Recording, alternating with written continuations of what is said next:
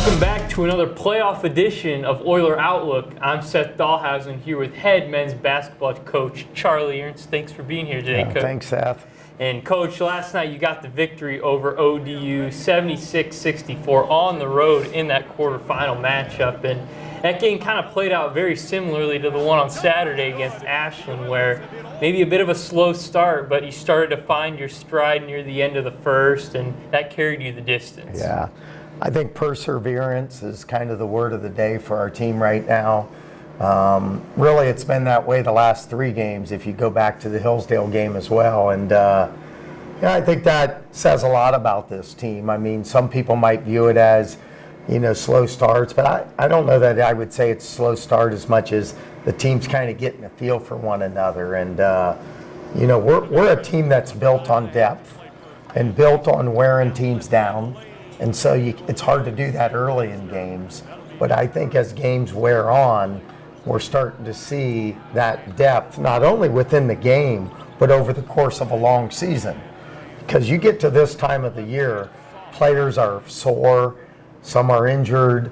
It gets to be that time of the year when I think depth really starts to pay dividends, and maybe that's what we're seeing as much as anything. For sure, and you kind of mentioned the tempo there, and that was one of your keys when I talked to you on Monday, and I could tell once your team started playing at their own pace, ODU was definitely getting worn out, and they didn't really have an answer. Well, we didn't press them much in the first two games we played them, even though the game here in Findlay was a high-scoring affair. Our press was more of a containment press in that game. And then the second time we played them was a bad, schedule from a pressing standpoint because we were playing a team that was well rested, and we, on the other hand, had just played at Northwood, less than 20 or 36 hours before that. So we didn't press them at all. I think that played to our favor here because they really hadn't seen our press much. So, we forced them into 17 turnovers. I think it wore on them as the game went on. And also a great team effort. You guys shot 55% from the field, which is always great. And once again, guys like Mackay and Anthony led on the score sheet, but guys like Josh and Jagger both delivered some pretty big games last night. They sure did. I mean, these tournament games, these tough postseason games are typically determined, by guys that maybe are a little bit unsung heroes and people that step up in the moment and make shots, tough shots. And certainly that was Josh last night at a key part of the game.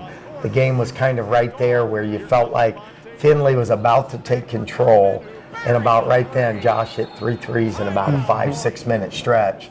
And that got us the separation we needed. And then I thought their fatigue then really started to show in the last 8 to 10 minutes of the game. And you'll be taking on the top-seeded Walsh Cavaliers at their home over in Canton on Friday, And you fell to them twice in the regular season. The first, that really close overtime matchup, and then a second, that frustrating loss at home before Christmas. But what's it going to take down the Cavs? Yeah, well, it's been so long since we've played them. Both those games were in early December, so it feels like almost a whole season ago. We've watched them throughout the year, though, and we know we're up against a very good team, that's going to be playing at home. But, our team is resilient. We know it's going to take 40 minutes. And no matter who the opponent was, we knew, this is postseason. This is the GMAC Final Four. It's been a highly competitive year. And so this game will take no different than last night's games, and that's a 40-minute game. And we're going to need contributions from a lot of guys. We've got a couple days to prepare, but they're a physical team.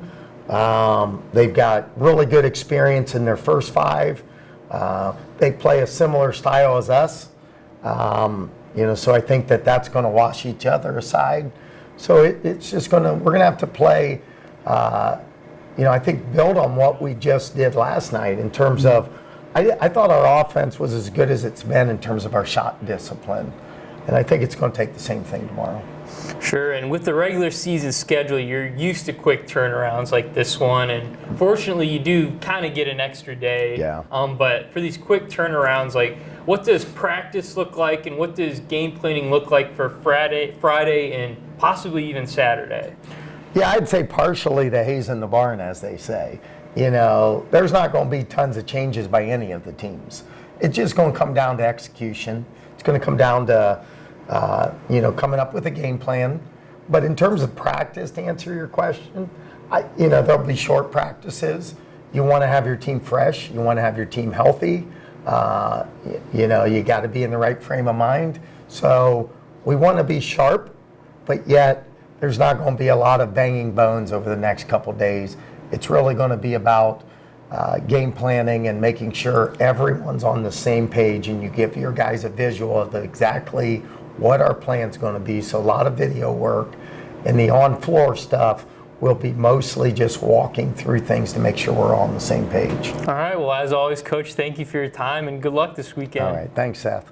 This has been Oiler Outlook on UFTV.